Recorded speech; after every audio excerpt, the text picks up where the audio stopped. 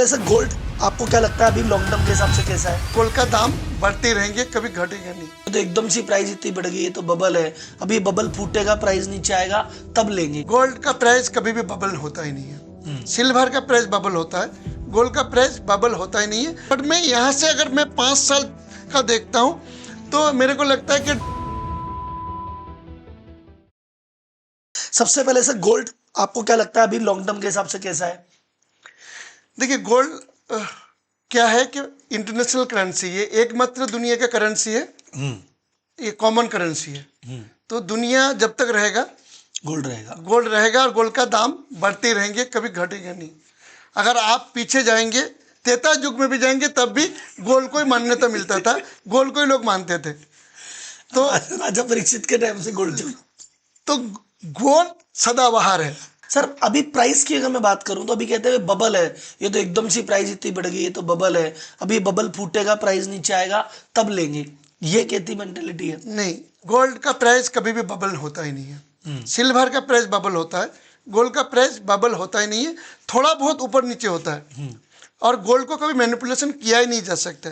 But मैं मेरा prediction बोलूँगा कि ये जो गोल्ड प्राइस बढ़ा है इसका 4 कारण है। एक कारण है रसिया यूक्रेन का युद्ध, दूसरा कारण है जियोपॉलिटिकल प्रॉब्लम चल रहा था, उसके बीच में अमेरिका, ईरान और तो बहुत सारी चीजें जो कि इजराइल का युद्ध चालू हो गया। और सबसे बड़ा कारण है कि गोल्ड, जो लोग समझते हैं ना कि मैं ज्वेलरी बाइंग कर रहा हूँ उसके साथ जो गोल्ड का रेट का कम ज़्यादा का कनेक्शन है, नहीं।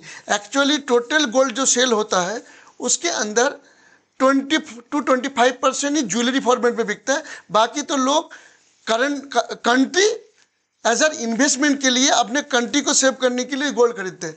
तो लास्ट कुछ सालों में बहुत सारे कंट्री ने अपना फॉरेन रिजर्व्स को कम करके गोल्ड रिजर्व बढ़ाया। वो डी डॉलराइजेशन जो चल रहा है कि भाई डॉलर कम करो, गोल्ड थोड़ा बढ़ाओ, उसका इम्पैक्ट आ गया। और बहुत सारे हेजिंग फंड, बैंकिंग सेक्टर ने भी एक गोल्ड का एक अलग से पोर्टफोलियो इन्वेस्टमेंट किया।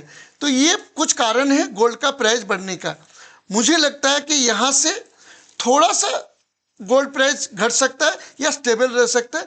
बट मैं यहाँ से अगर मैं 5 साल का देखता हूँ तो मेरे को लगता है कि 2.5 से 3 करोड़ पर किलो गोल्ड होना चाहिए। इसका मेजर कारण क्या है कि लोगों का जो अमेरिका के ऊपर ट्रस्ट था वो ट्रस्ट कहीं ना कहीं टूटा है।